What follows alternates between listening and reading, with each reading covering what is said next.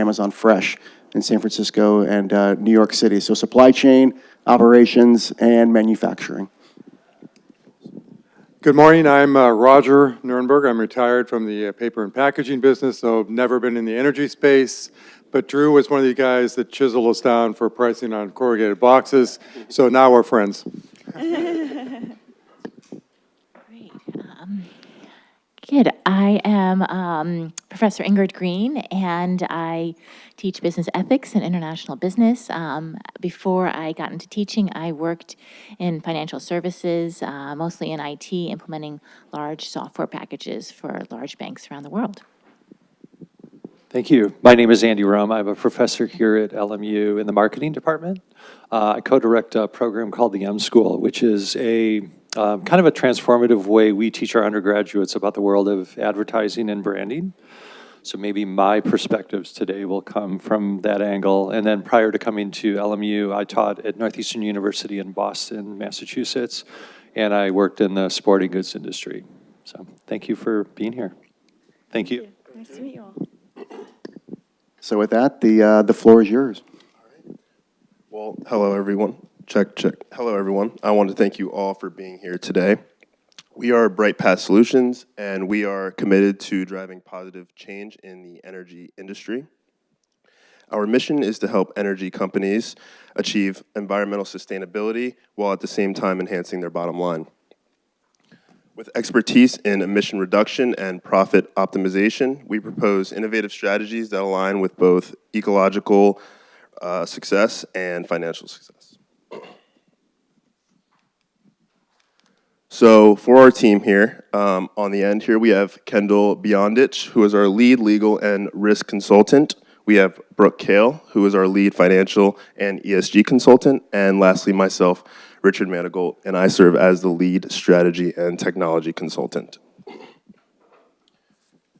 So a little bit for the agenda today. First, we will start with the project. We will be designing a proposal for BP to reach zero routine onshore gas flaring by 2025.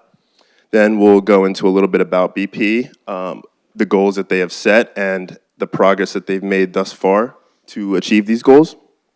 Then we'll go into a little bit about flaring, why it happens, the effects of CO2 and methane on the human health, as well as the environment as a whole. Then we'll segue into our two-pronged approach solution to zero routine onshore gas flaring and in the US by 2025. And lastly, we will conclude with financial, legal, and ethical analysis of our solution.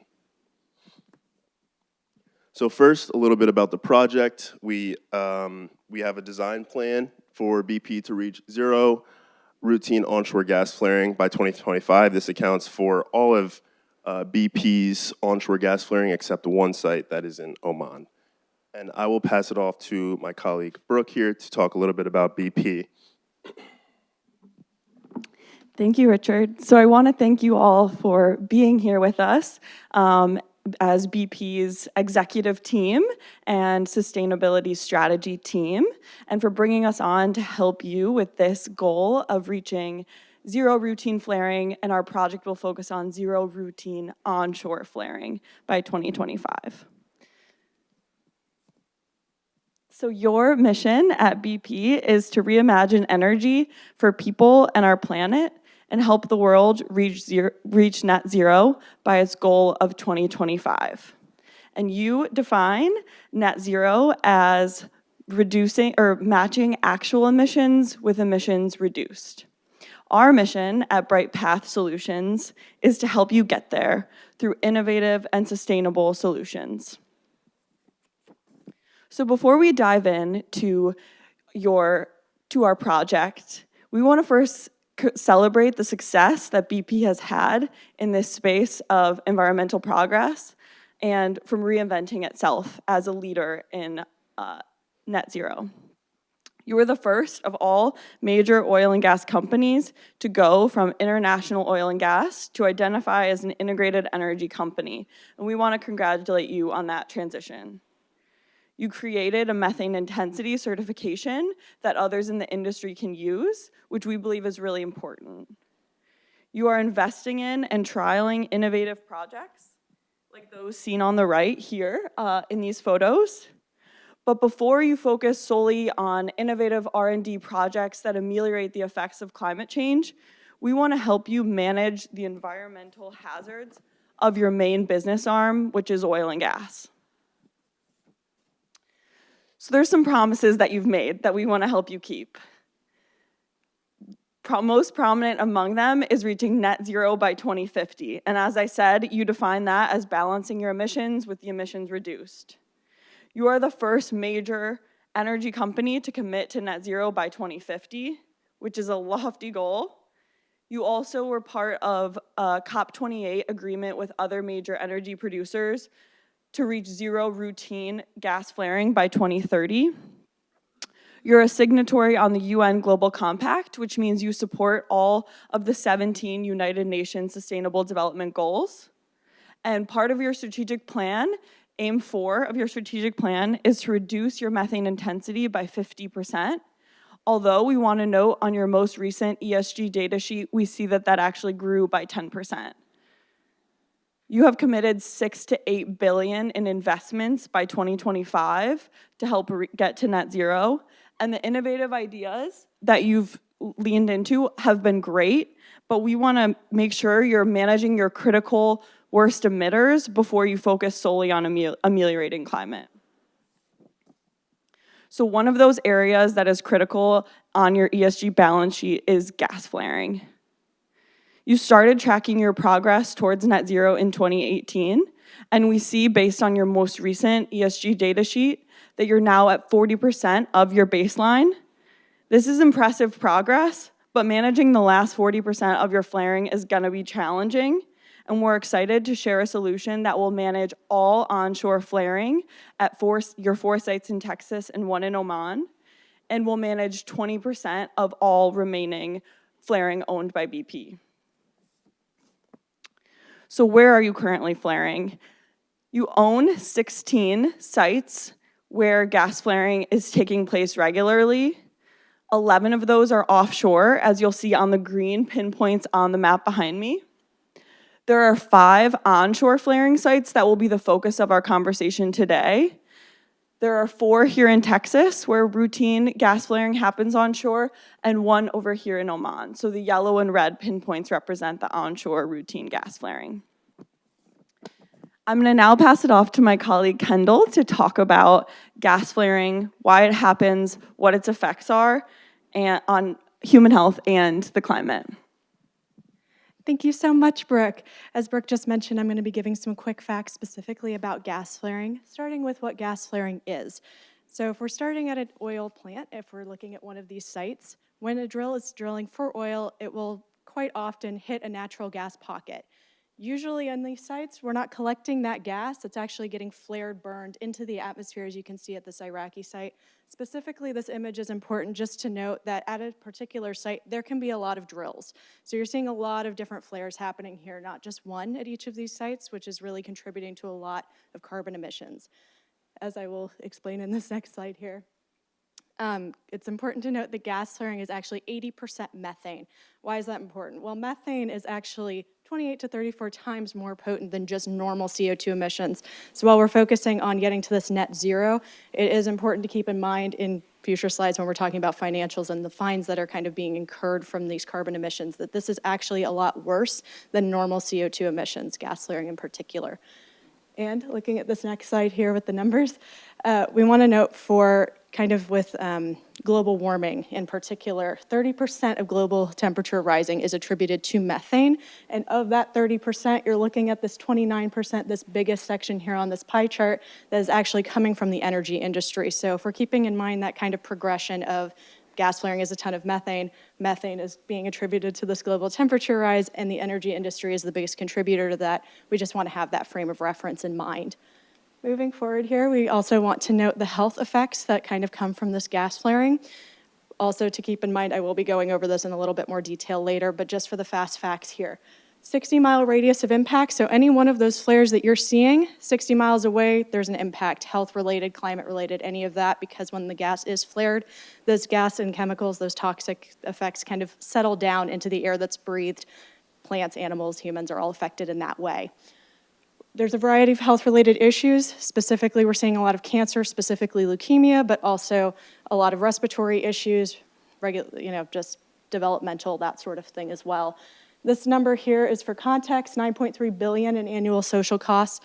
That's including welfare, health care for the individuals who end up getting sick, that sort of thing, so to keep that in context. And because most of the plants that we're looking at here are in the US, we wanted to note 700 deaths are attributed annually from gas flaring. So this is just some quick facts in terms of the health issues with gas flaring. We're very excited to work with you, of course, to help mitigate these things by collecting those gas flares. And so I will be handing it off to talk about our two-pronged solution to Richard to go over. Thank you, Kendall, for taking us through those fast facts about CO2 and methane emissions. So a little bit about the solution. As I mentioned earlier, we are proposing a two-pronged approach that will zero routine onshore gas flaring by 2025. And so here we have a diagram of our two-pronged approach. On the left side here, we have a Crusoe investment that is 26% of the gas flaring BP by volume.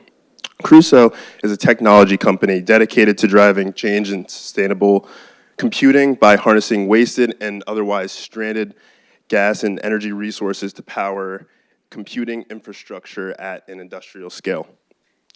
And so on the right side of this approach is the micro turbine technology, which I will go into a little bit about later, but micro turbine technology would be supplemented with ejector pumps and VRUs or VRTs, vapor recovery towers and vapor recovery units. And the main difference between these two is the micro turbine technology can be used where there is access to an electric grid, and the Crusoe investment, Crusoe would come in and set up their technology where there is not any grid access due to remote data center capabilities. All of this I will go into on the next couple slides. So here is the left side of the approach, the Crusoe investment, which again accounts for 26% of BP's onshore gas flaring by volume. So first, Crusoe would come in and set up their technology to capture the stranded gas.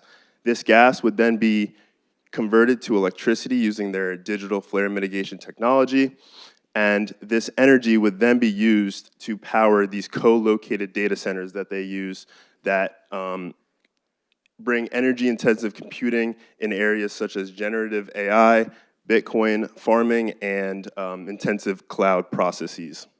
And then lastly, this remote networking solution can be used anywhere, which is why we say that we wanted to use this where there is not access to an electricity grid.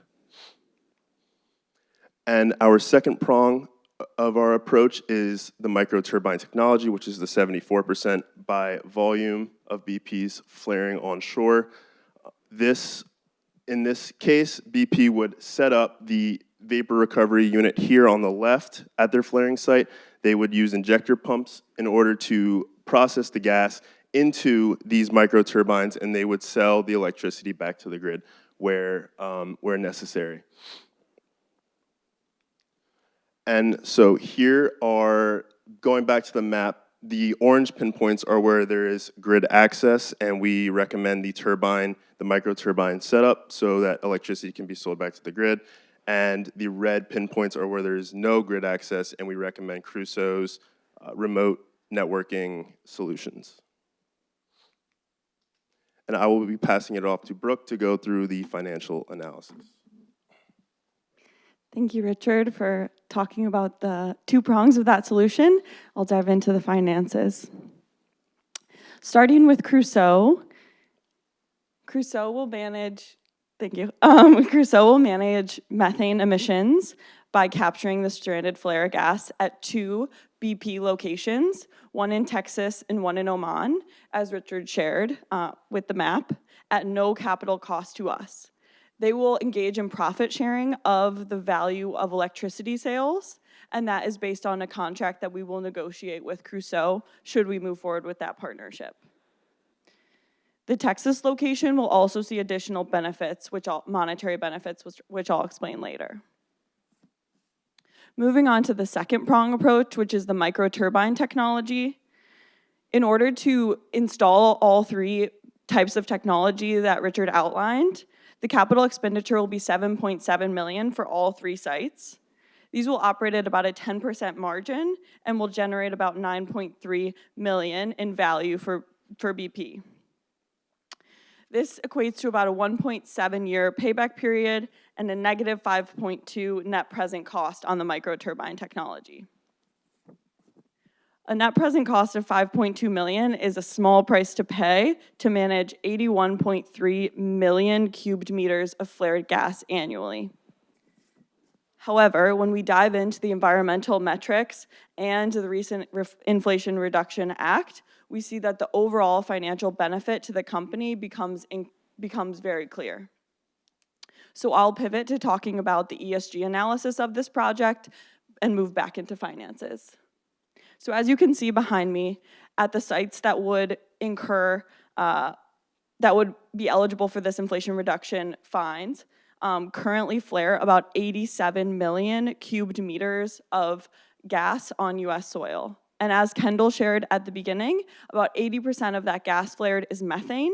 So we're looking at about 69 million cubic meters of methane being flared annually at BP-owned sites. When we convert that methane into metric tons, we're looking at 220,000 metric tons of methane flared on US soil. I know these numbers don't seem to mean anything right now, but hold on to that 220,000 metric tons of methane on US soil, and it will become clear in a second. So based on the Inflation Reduction Act that was recently passed, starting in 2025, all 220,000 cubic meters of methane flared on US soil will be fined at $900 per metric ton starting in 2025. So with that, we are expecting to incur $201 million in fines starting in 2025. That fine increases from $900 to $1,500 in 2026 and beyond. So we're looking at that 220,000 metric tons of methane being fined at $1,500 for about a $336 million annual fine expected for BP starting in 2026, So when we factor in these fines to the overall financial analysis of this project with the Crusoe and microturbine components at an 8% discount rate, we're looking at a $4.1 billion value to the company when we look at the fines that we're avoiding over the course of the project. So when you look at the cost of the project of just the microturbines and just Crusoe, pre-2024, pre-Inflation Reduction Act, it has a net present cost of $5.2 million. But when you factor in the expected fines that BP will face starting in 2025, and when you add in the environmental benefit and the human health benefit, we're looking at a benefit to our triple bottom line of $4.1 billion in increased company value. One thing I will note is it's key to implement this project before 2025 in order to realize the full benefit to BP. And with that, I will pass it off to Kendall to talk about the legal and ethical analysis of this solution. Thank you so much, Brooke. I just want to go over a few quick things in terms of the legal and regulatory things that Brooke has just mentioned and just expand on it a little bit. We're looking at a new US SEC transparency requirement. It was accepted about 30 days ago, so it'll become active in another 30 days or so. This is important because it was prompted actually within the industry. We're seeing a lot more better regulatory measures being put in place by the companies themselves. We're seeing better metrics created to measure the carbon, as you guys have actually been putting forward as BP is an innovator in that space. This is important because those numbers are what's going to be reported for the Inflation Reduction Act. When it gets reported to the government, these are the numbers being used to create and calculate those fines that Brooke was just going over. So that's why that particular new transparency requirement is so important. We want to note beyond the actual fines that are happening from the Inflation Reduction Act, they have actually put in place a grant that companies can put in for, specifically to help go towards these measures that the Act is pushing for. This ranges from about a $200,000 number to about $500 million. This is a very large bracket. The average that we're seeing that companies are getting when they put in for these grants is about that $5 million mark. The reason why we think this is important is if you're looking over at the sensitivity analysis here, this is going to bring your payout period, which was at a 1.7 that Brooke just went over, to about a 1.2, this 1.19 figure right here. So it's going to reduce that payout period even more, which we find very exciting. Moving forward here, as I mentioned before, I was going to go over a little bit more of the ethical analysis here. So again, keeping in mind that 60-mile radius from each of these gas flaring sites that you're impacting on people. Of course, the carcinogenic impact, as I mentioned earlier, leukemia, which is a really bad bone cancer, has been seen a lot in the surrounding sites and the people in the cities nearby. And 73,000 in the states alone, asthma exacerbations in children. This means that if the kids were actually prone to getting asthma at some point, this triggers it. So they're going to have these asthma incidents probably their entire childhood. It really creates a lot of issues with their respiratory systems and that sort of thing. And specifically because we're looking at US sites, we thought that was important to note. Again, that $9.3 billion in annual social cost globally. This is, of course, with the welfare and the health. And then again, that 700 deaths in the US per year from gas flaring. The reason why we're bringing up all of these numbers here is not for the doom and gloom of it. We are, of course, really, really excited to be working with you. And we're really excited that you guys are taking this initiative to go forward and deal with this gas flaring, because these are all the things that you're going to be working to prevent and mitigate and stop, which is really, really exciting. And moving on that note, we understand that you guys are a signatory on the UN Global Compacts, and we know that the Sustainable Development Goals from the UN are really important to you. We thought it would be nice to include these three that we think that we are really addressing the most in this project. Specifically from that last slide, of course, we're dealing with good health and well-being, that SDG 3. Moving forward to SDG 12, that's sustainable consumption and production. So dealing with the carbon emissions, making sure that we're collecting all of that gas flaring. This is a much more sustainable way of drilling for oil and containing that natural gas. And that then leads to SDG 13, which is positive climate action. Again, with those carbon emissions, it's just better for the environment as a whole with that global warming number that we went over in an earlier slide. Finally, we want to kind of recap everything that we just gave you. We know that that was a lot of information, so before I hand it off to Richard to talk about next steps and proposed ideas that we want to work with you guys on in future, I'm going to go over these real quick. The goal that you gave us was, of course, to stop global flaring at our onshore sites that you own by 2025. The two-pronged approach that we are suggesting does address all of your onshore sites, so we want to make sure that we are addressing that. They are all addressed with this procedure that we're presenting to you. 20% of all of BP's total gas flaring will be addressed with this project. So we know that you only gave us the onshore sites to work on in this project, but we do want to note that 20% of all of your gas flaring will be addressed by this project. This also, as I said in the previous slide, addresses all of those three UN SDGs, 3 with health, 12 with sustainable production and consumption, and 13 with positive climate action. As Brooke mentioned, we have that $4.1 billion in overall value added to the company, which we are really excited about. And of course, the Inflation Reduction Act funding that's available will bring that payout period even lower than we had originally to that 1.2 years. And I will now hand it off to Richard to talk about our proposed future things with you guys. Thank you, Kendall, for taking us through the ethical analysis of our solution. So I will go into some next steps, and we believe a continued partnership with BP is within both of our interests. We'd love to continue working with BP as innovators in this field. As Kendall had said, you know, this only accounts for 20% of BP's flaring, so what about the other 80%? Well, most of that is offshore, and so 2 areas we believe will be key in moving forward. We'll be addressing these offshore sites as well as accurate reporting, or accurate flaring reporting. As R&D in this area continues, we want BP to stay on the cutting edge, and we are happy to help navigate these solutions in any way that we can. Thank you. Any questions?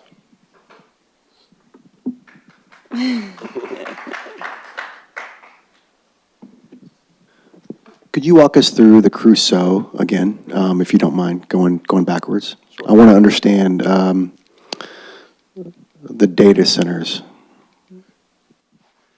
Yes, so these data centers are co-located with the drilling sites, And so Crusoe comes in at no cost to BP. They will set up their infrastructure there to capture the gas, which is completely separate from what BP would do to capture the gas.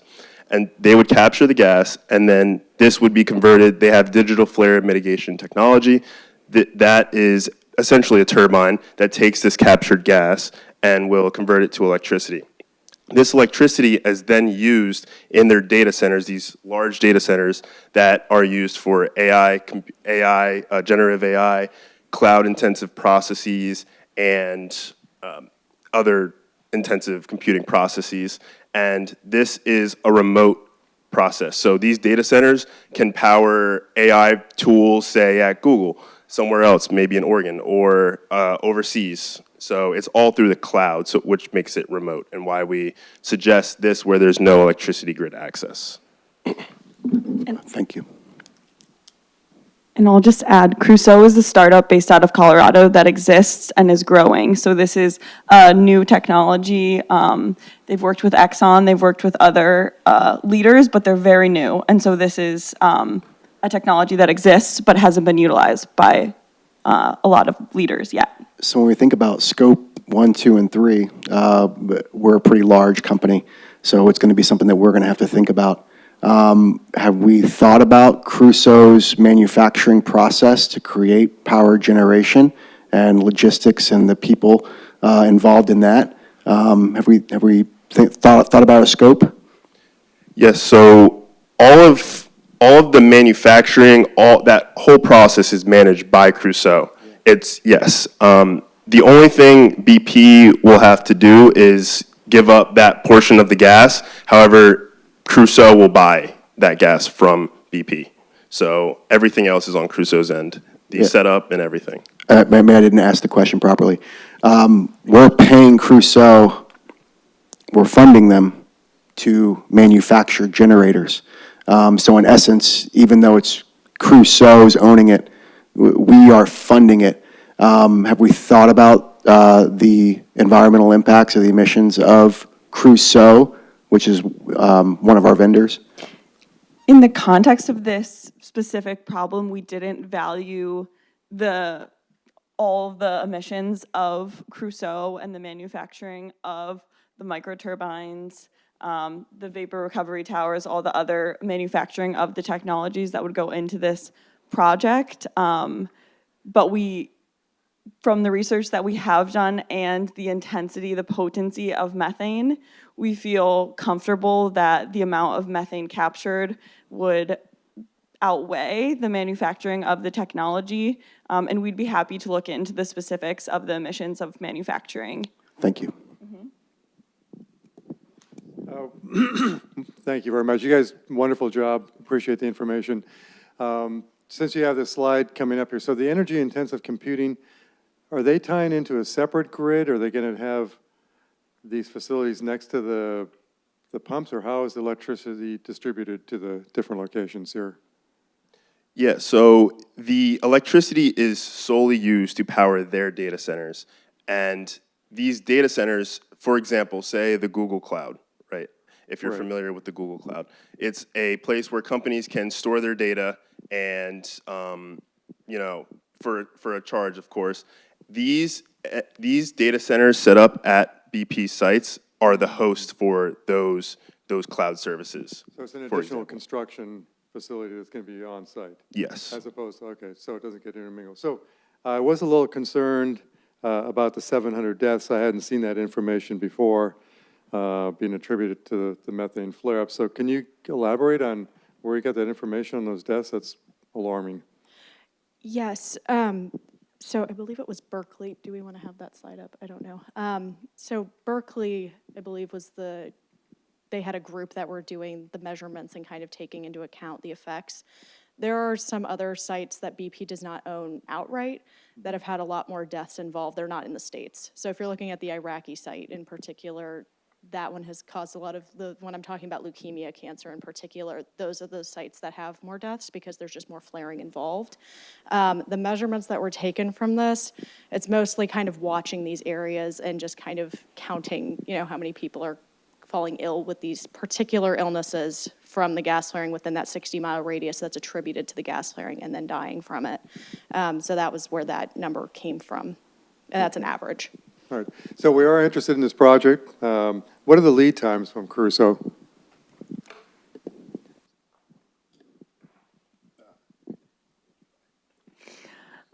That is a fabulous question. Obviously, lead times are going to be of interest, and we want to get this project done within the calendar year so we can avoid as many fines as possible. Crusoe is a highly nimble, highly efficient, agile company. They're new and fresh, and they've operated in places much more remote than what we're talking about. So we're looking at doing this in Oman and Texas. They've set up digital flare mitigation they're doing a glacial project in Greenland. So they've worked in much more remote locations than us. They already operate in North America and the Middle East. So the lead times, although we don't have specifics, I think would be very efficient because we're not asking them to expand into a new continent. They have the technology already in North America and in the Middle East. So I think we could reasonably expect this to be set up within the calendar year.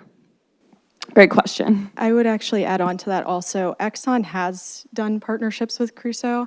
The number that they had for the sites that they had assigned to Crusoe was within that 2-year period, which is where we were also bringing in those numbers as well. So they seem to be really quick when it comes to actually implementing them on site and putting their facility up and all of that sort of thing.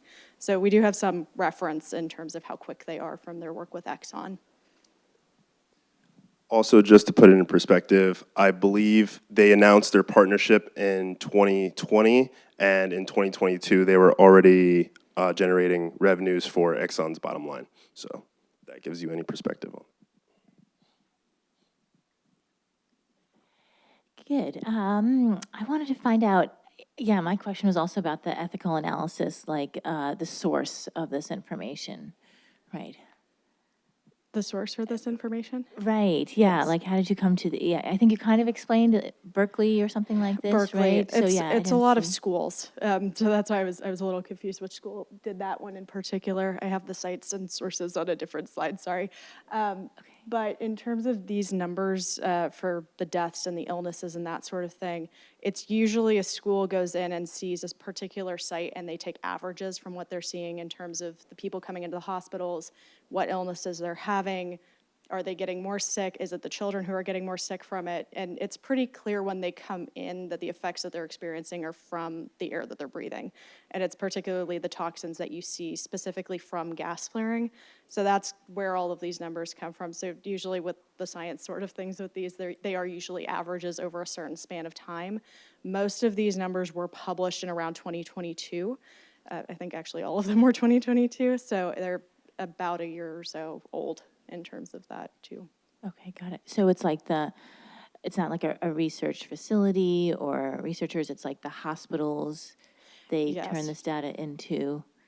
Yeah, they're someone. taking averages from the population that they're seeing in terms of how many cases they're getting. Okay, In terms of the deaths, again, US is a little bit harder because you have such a large region to be looking at. The regions that were more specific, I didn't use their data in particular because it was Iraq and it's not BP. The sites where they're having as many, where it's this particular village is a very good case study because like everyone got sick and it was all of them. Those ones are easier because they're all condensed. This is definitely over a span of a certain region. That 60-mile radius that you're seeing is impacting a lot more people, and then they're taking the averages from what they're seeing in terms of people coming into the hospital and getting sick and the death rates that are attributed to these illnesses. Right, yeah, I was most concerned with like who's collecting the data, right? Is that a credible person or organization? Mm-hmm.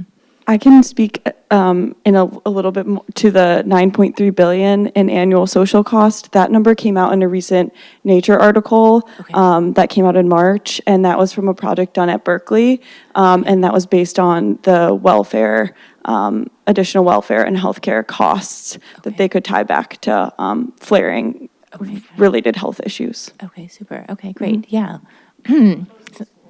Right, okay, got it, okay, yeah, universities, academic institutions, not, because it sounded like, maybe like the kindergarten teacher was telling you, so that her children are sick, and I'm like, that's cool, but, right, we want to make sure that we're using accurate data. Okay. Definitely. Okay, Yeah, good very question. Okay, great. Okay, super. Good. That was my biggest question, so I'll pass it on. Thank you. You did a really good job of walking us through the numbers, the challenge we face, and the solution you propose.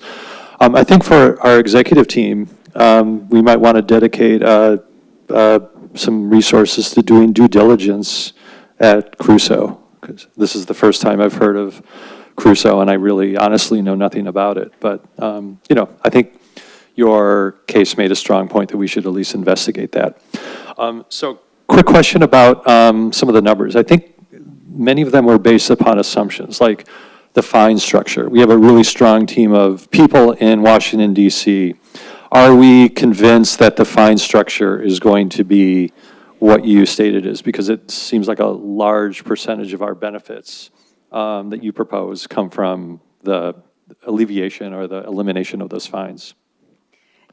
You're right. It's a huge percentage of the overall benefit of the project is coming from the fines and the fines avoided. As Kendall alluded to, the combination of the new SEC disclosure requirements alongside the Inflation Reduction Act will really require that our emissions that we're reporting match our actual emissions, and then that our actual emissions are being fined consistently with the Inflation Reduction Act fines. So we feel very confident in the fines avoided number, and that those fines will be avoided in perpetuity. But you're right, it is a huge portion, and we want to highlight that the project itself, without the fines, has that slight net present cost, with the potential to get some grant funding from the Inflation Reduction Act, around $5 million, which would help offset that. But when we look at that $4 billion number, a lot of that's coming from fines avoided. But we feel confident that those fines avoided are a good estimate.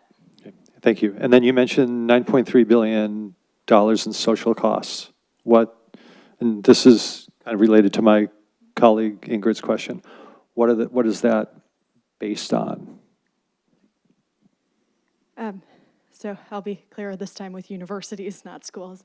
That one was particularly Berkeley. So what they did was looking globally in terms of kind of, if you're looking at a large number of people who are getting ill, what toll does that take on your economy? What are we looking at in terms of medication, health costs? Are we looking at welfare for the children if their parents are falling ill and they can't be taken care of? So all of that sort of thing, if you're looking at welfare, the points that make up a welfare cost usually on like any sort of government sheet, if you're talking about welfare overall in terms of health, those are the stats that they were compiling. And it was a very large project and very complicated, but that's kind of the narrowing down of it.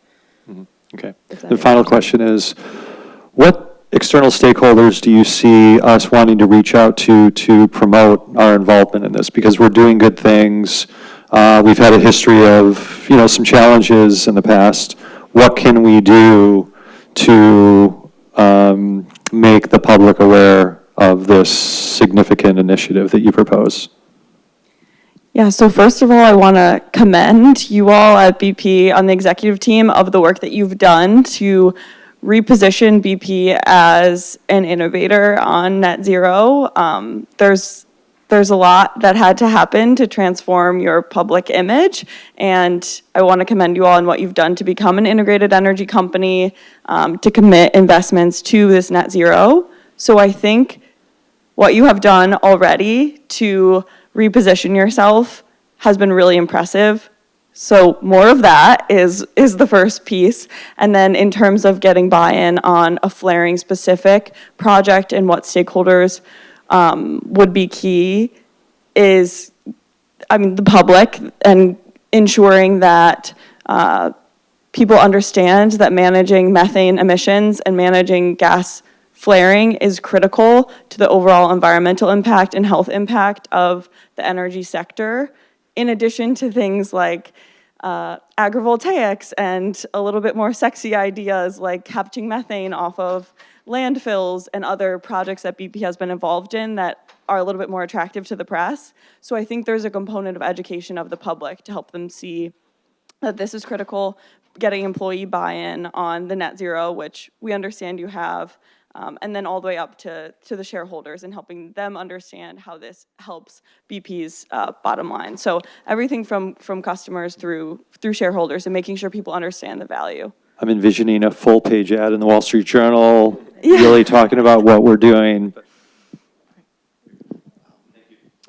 Thanks. We got some time, so I'm going to ask another one. Can you tell us again what the total cost of ownership this is from a CapEx perspective?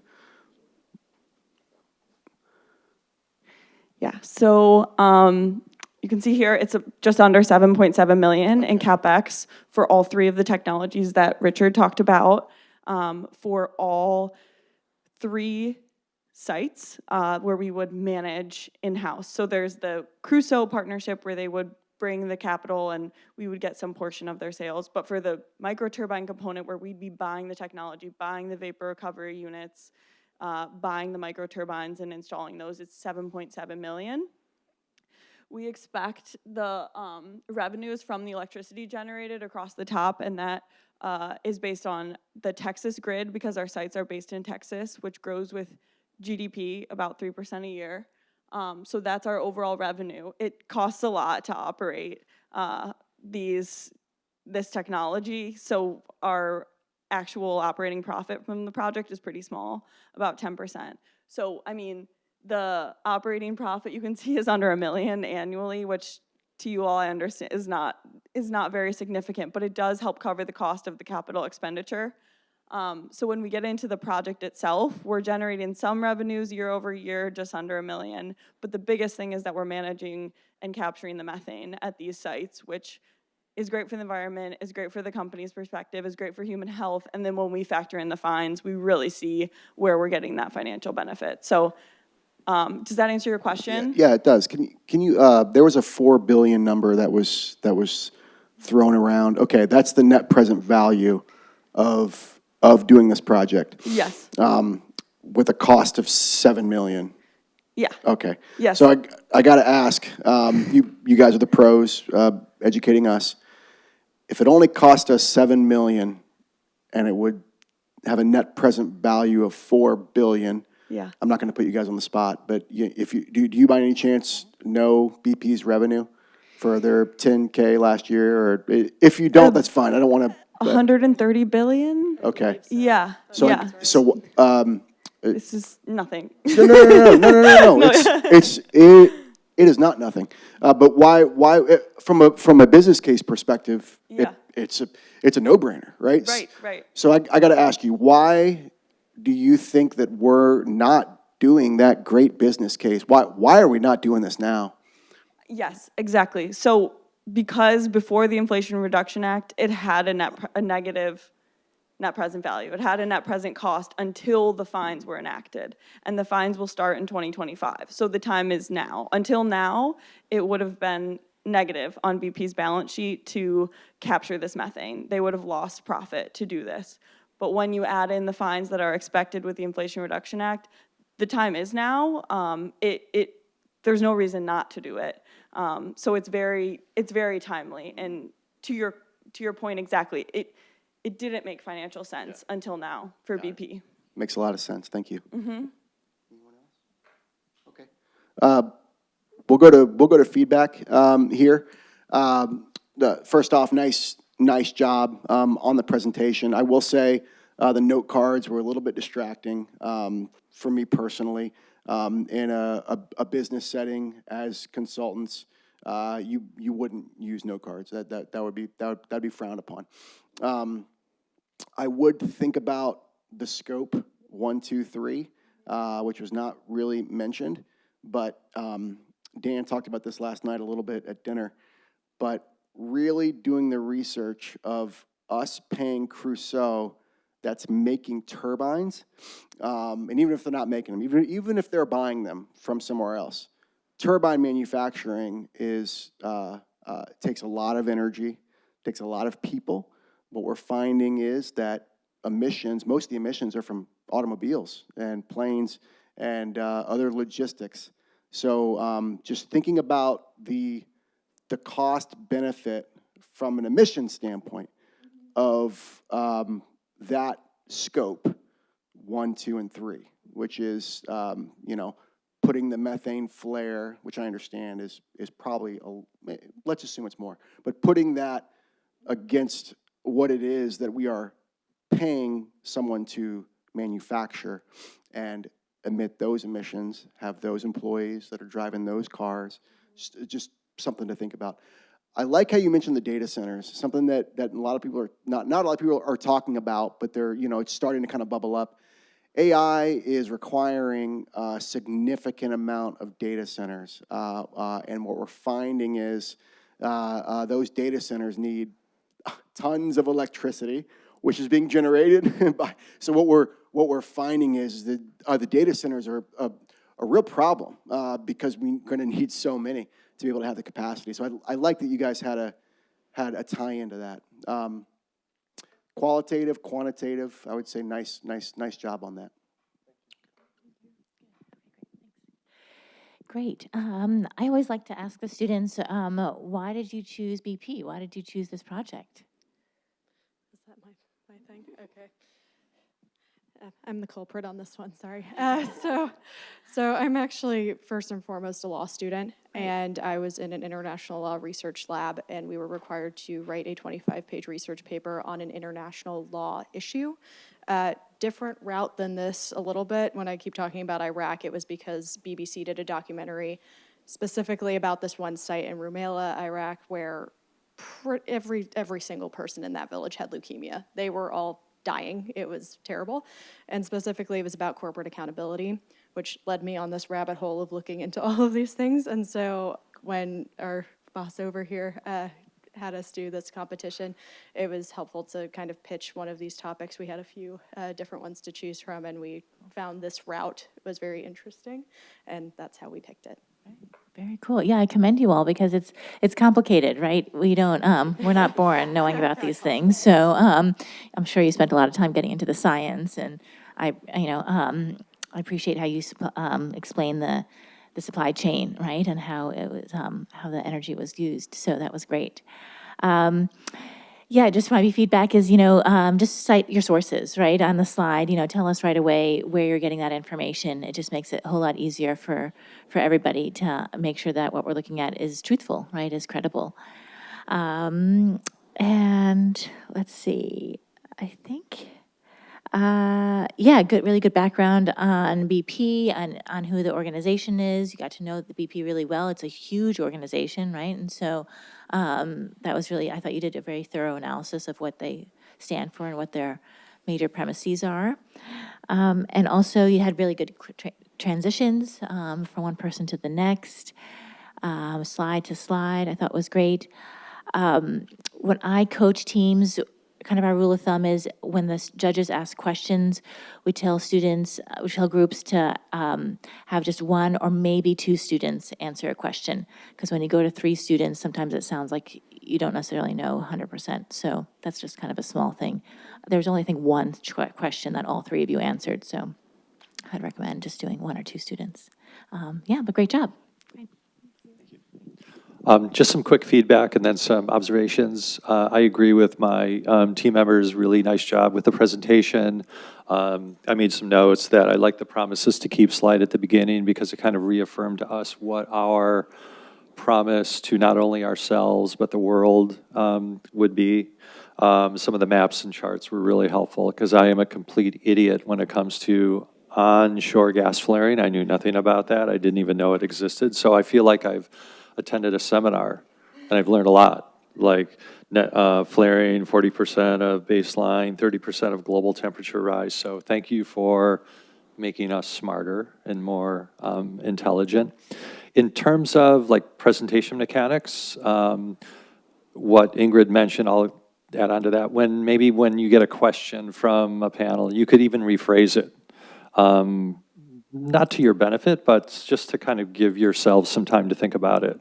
To kind of paraphrase or, rephrase the question so that other people can kind of, be brought in. The note card, you knew your material. You could lose the note cards so easily. I know it's kind of like nice to have that, but jump off the deep end and you knew your material so well, I don't even think you needed the index cards or the note cards. Timing was great. You were really convincing. You seemed to really know the material. Thank you.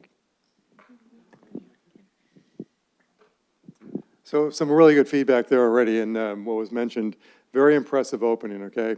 The way you linked in your company to BP, the fact that you said celebrate, we're here to celebrate you. I felt good already. I go, wow, these guys are great. I feel so good. So that's really a fantastic opening. And why don't you go down a couple of slides just for the fun of it here. Go back if you can. Oh, stop right there. Perfect. That's a perfect slide. Your slides, I loved them. They were absolutely terrific. If there was other people in here, I'd say, look at that slide. It's simple, it's clean, I understand it immediately. Fantastic, really, really good stuff there.